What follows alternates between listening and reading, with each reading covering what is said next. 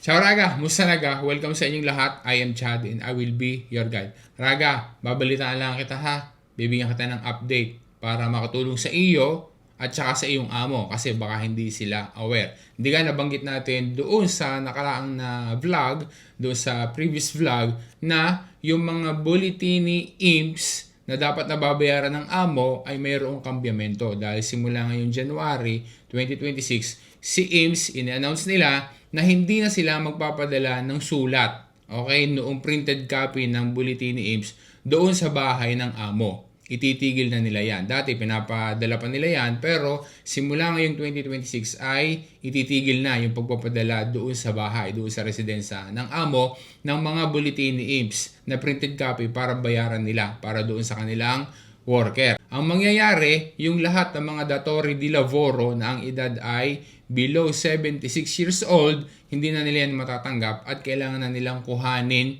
doon sa sito ni IMPS. Kailangan nilang i-download doon. So, ang mangyayari ngayon ay via online na. And then, pwede na rin silang magbayad doon para doon sa mga contributi ng kanilang worker. Ngayon, para maging aware yung mga datori di lavoro, ang ginagawa ni IMPS ngayon ay meron silang message campaign na ginagawa na kung saan ay tumatawag sila doon sa mga amo. Di ka meron ding mga Pilipino na sila mismo ay datori di lavoro din. Amo din sila. So, maaari na sila ay matawagan. Kasi ang ginagawa ni IMPS ngayon ay tinatawagan nila yung mga amo regarding sa bagay nito para i-inform sila.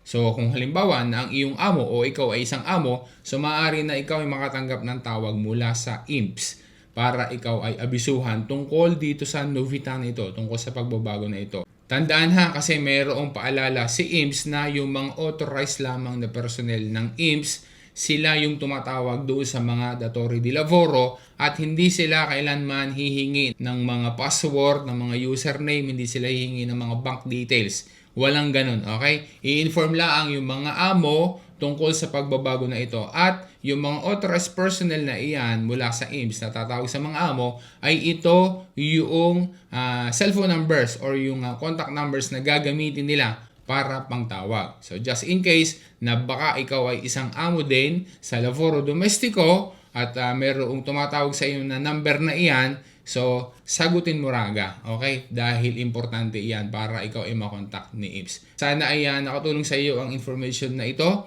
at sana ma-share mo rin sa iba para maging aware din sila para malaman nila kung bakit ba tumatawag ang numbers na iyan at saka kung bakit ga tumatawag si IMPS sa mga datori di lavoro. Yun raga, salamat sa panonood mo. Once again, this is Chad and always remember, Chad will guide. Grazie raga, alla prossima!